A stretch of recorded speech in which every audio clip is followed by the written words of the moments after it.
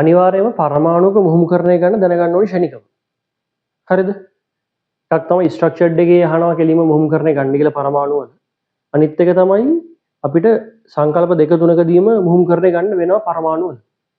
එතකොට මුහුම්කරණය ගැන කියන්න කලින් දැන් මුහුම්කරණ වර්ග තුනක් අපි කතා කරනවා අපේ ලෙවල් එකට. හරිද?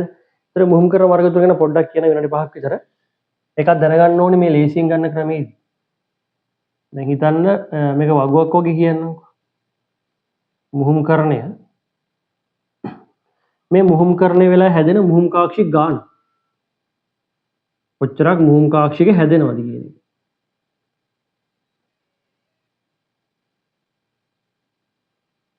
මුහුම්කාක්ෂික ගණන. ඊට පස්සේ මේ මුහුම්කාක්ෂික තියෙන හැඩය මොකක්ද කියන්නේ. මොන හැඩයටද මේ මුහුම්කාක්ෂික තියෙන්නේ කියන්නේ. හරි. එතකොට දැන් හිතන්න මුහුම්කරණයක් දෙන අපිට SP මුහුම්කරණය කියලා. SP කියලා කියන්නේ S1යි P1යි තමයි මික්ස් වෙන්නේ මුහුම්කරණය වෙන්නේ. එතකොට S1යි P1යි නේ. ඒතර මුහුම්කාක්ෂික හැදෙනවා S1යි P1යි එකතු වෙලා මුහුම්කාක්ෂික දෙකක්. මුහුම්කාක්ෂික දෙකක් හැදෙනවා. හරිද? ඒක ලියන්න ඕනේ නැහැ සාමාන්‍යයෙන් අපි. එතකොට දෙන්නෙක් ඉන්න හැඩය දැන් කාක්ෂික දෙකක් නේ තියෙන්නේ. මුහුම්කාක්ෂික දෙකක් තියෙන ඕන ස්ථායීම හැඩය තමයි රේඛීයනේ. මේ කටිය විකර්ෂණය අඩු වෙන විදිහට තියෙන්න පුළුවන් මේ රේඛීය හැඩයට තමයි තියෙන්නේ. එතකොට හැඩය වෙන්නේ රේඛීය හැඩය. ඒතර මෙන්න මේ වගේ හැඩයකට මුහුම්කාක්ෂික තියෙනවා. මෙන්න එකක් මෙන්න අනිත් එක. හරි. මෙන්න එක කාක්ෂිකයක් මෙන්න අනිත් කාක්ෂිකයක්. සාමාන්‍ය මුහුම්කාක්ෂිකයක් තියෙන මේ හැඩයටනේ. රයිට් ඒ හැඩේ ඉන්න ඕනි විදිහ දැනගන්න ඕනේ නැහැ මේ වෙලාවේ. ඇත්තට මේ S1යි P1 එකතු වෙලා අර S1යි P1ගේ ලක්ෂණ දෙකම එකතු වෙලා තමයි මේක හැදිලා තියෙන්නේ. හරි. අපි කතා කරමු මුහුම්කරණය ෂණිකව ගන්න විදිය. එතකොට මේ හැඩේ රේඛීයව තමයි තියෙන්නේ. රේඛීය හැඩය. මේක 180 කෝණයෙන් තියෙනවා මේ කාක්ෂික දෙක. ඊට පස්සේ SP2 මුහුම්කරණය කියලා එකක් තියෙනවනේ. ඒ කියන්නේ S1යි P2යි. S1යි P2යි. S1යි P2යි කියන මුහුම්කාක්ෂික තුනක් හැදෙනවා. තුනක්. ඒතර තුන් දෙනෙක් ඉන්න පුළුවන් ස්ථායි විදිහ කියන්නේ මෙහෙමනේ. තුන් දෙනෙක් ඉන්න ඕනි. ඉන්න මේ වගේ හැඩයකට නේ.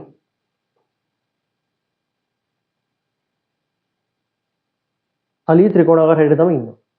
right? එතකොට මේ වගේ තලීය ත්‍රිකෝණාකාර හැඩයට ඔය කාක්ෂික තුනක් ඉන්නවා.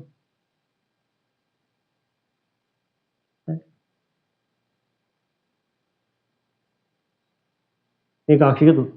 ඊට පස්සේ මුහුම්කරණය මොකද්ද? අන්තිම එක අපිට කතා කරන්න තියෙන SP3. S1යි P3යි. S1යි P3යි. ඒතර මුහුම්කාක්ෂික තියෙනවා S1යි P3යි. ඒතර මුහුම්කාක්ෂික 4යි. ඒතර 4 දෙනෙක් ඉන්න පුළුවන් ස්ථායි හැඩය මොකද්ද? චතුස්තලීය හැඩයනේ. මෙන්න මේ වගේ. 4ක් ඉන්නවා කියන්නේ මෙහෙම ඉන්න ඕනේ. ඉන්න මේ වගේ හැඩයට තමයි ඉන්නේ.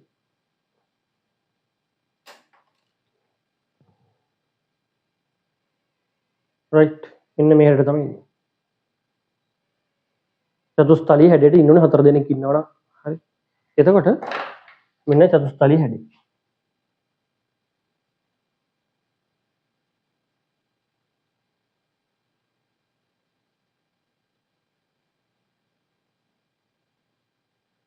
මෙන්න මේ හැඩයට තමයි කාක්ෂික හතර තියෙන්නේ. චතුස්තලීය හැඩයට. හරිද? ඒතර මේ ටික තමයි මුහුම්කරණ වර්ග තුන. SP මුහුම්කාක්ෂික 2යි, SP2 හරි මේක ඕනේ. SP2 මුහුම්කාක්ෂික 3යි, SP3 මුහුම්කාක්ෂික 4යි. S1යි P3. ඒතර මේ ටික තමයි මුහුම්කාක්ෂික කියන්නේ මුහුම්කරණ වර්ග තුන. දැන් ඔයාලට කියන මුහුම්කරණය ගන්න කොහොමද කියලා. දැන් හිතන්න ජලය කියලා. හරි. මම මෙතනින් ගන්නවා. මුහුම්කරණය කෙලින්ම අපිට ගන්න පුළුවන් මෙන්න ජල අණුව. හිතන්න මේ ඔක්සිජන් පරමාණුවේ මුහුම්කරණය ඕනි කියලා අපිට. මේ ඕගේ. ඉස්සලාම ඔය අණුව ඇද ගන්න. අණුව ඇද ගන්න.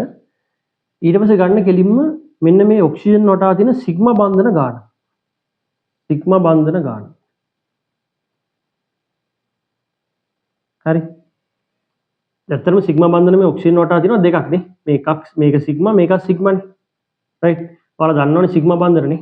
දැන් පරමාණු දෙකක් අතර ගත්තොත් එහෙම AB අතර හැදෙනවා නම් තනි බන්ධනයක් මේක සිග්මා බොන්ඩ් එකක්. හරි. එතකොට AB අතර හැදෙනවා ඩබල් බොන්ඩ් එකක් සිග්මා එකක් ෆයි. AB අතර ට්‍රිපල් බොන්ඩ් එකක් හැදෙනවා නම් දෙකක් ෆයි එකක් සිග්මා. එහෙමනේ. right. එතකොට මේ ඔක්සිජන් පරමාණු වටා ගත්තොත් එහෙම සිග්මා බොන්ඩ් දෙකක් තියෙනවා. සිග්මා බන්ධන දෙකයි. මේක එකතු කරන්න එකසර යුගල් තියෙනවා දෙකක්. එකසර යුගල් තියෙනවා දෙකක්. ඒතර මුළු ගාන හතරක් නේ. 2 2 4යි.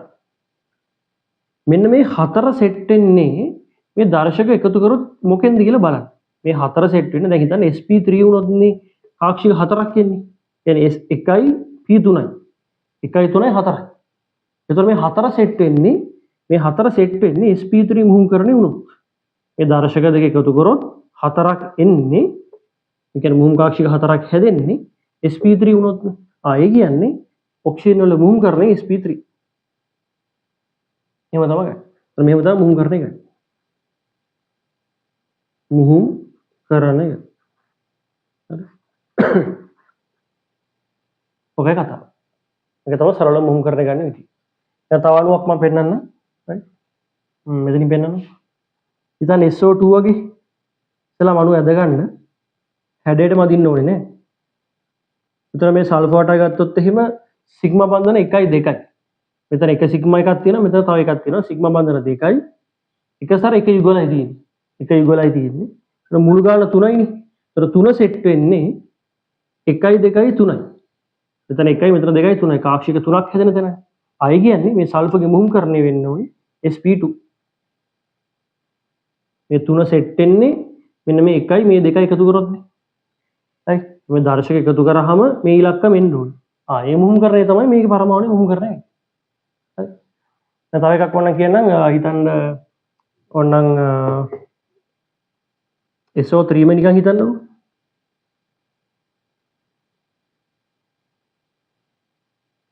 SO3 මේ සල්ෆර්ගේ මුහුම්කරණය ගන්න ඕන නම් සල්ෆර් වටේ සිග්මා බන්ධන 1යි 2යි 3යි සිග්මා 3යි එකසර සල්ෆර්ගේ නැහැ එකසර බිඳුවයි. එතකොට මුළු ගාන 3යිනේ. එතකොට මුළු ගාන 3 සෙට් වෙන්නේ මේක sp2 වලින්. ඒ s1යි p1යි s1යි p2යි එකතු 3යිනේ. 3 සෙට් වෙන්නේ sp2 වලින් හින්දා මේ සල්ෆර්ගේ මුහුම්කරණය වෙන්නේ මොකද්ද? sp2. අන්න ඒ වගේ.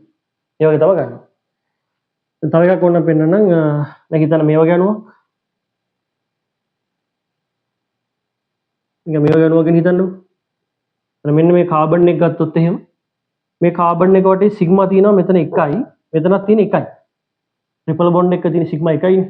දෙකක් ෆයි බන්ධනනේ. right. එතකොට මෙතන සිග්මා 1යි මෙතන සිග්මා 1යි සිග්මා 2යි. එකසර බිඳුව එකසර නැහැ නේ මේ කාබන් වලට. එතකොට මුළු ගාන 2යි. ඒතර මුළු ගාන දෙකක් වෙන්නේ sp මුහුම්කරණය වෙච්චාම. s1යි p1යිනේ 2 වෙන්නේ.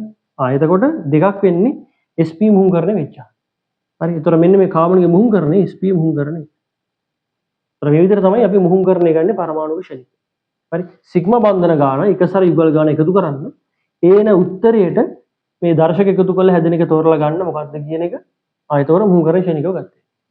ඕන එක්සෑම් එක පේපර් එක දින එකකුත් මම දෙන්න.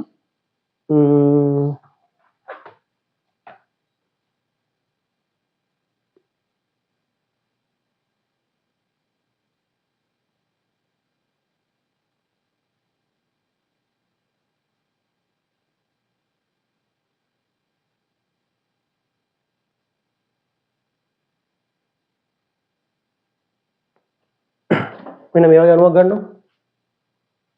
මම පේපර් එකේ අණුවක් ගත්තේ. එතන මේ කාබන් වටේ බලන්න සිග්මා 1යි 2යි 3යි.